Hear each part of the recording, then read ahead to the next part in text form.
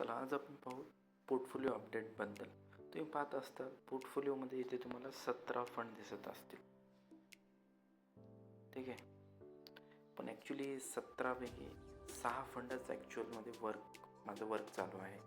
जे तुम्हाला बाकीचे दिसत आहेत हे वरचे 5-6 सोडून जे तुम्हाला इंडेक्स फंड दिसतात ते मी at the starting of my investing journey मी फक्त आणि फक्त इंडेक्सिंग फंडमध्येच इन्व्हेस्ट करत होतो.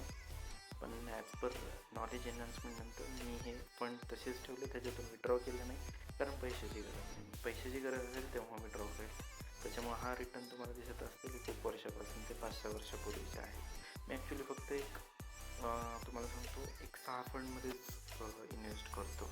First axis small cap, Nippon small cap आणि नंतर आहे क्वांट स्मॉल कॅप आणि फोर्थ स्मॉल कॅपमध्ये आहे HSBC स्मॉल कॅप.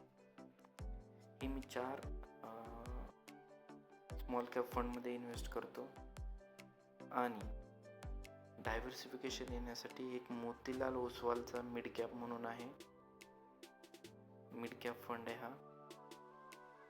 आणि एक आपलं लार्ज कंपनीमध्ये पण इन्व्हेस्टमेंट घ्यावं, त्याच्यामुळे पराग पारिक फ्लेक्सी कॅप ह्या फंडमध्ये इन्व्हेस्ट करतो.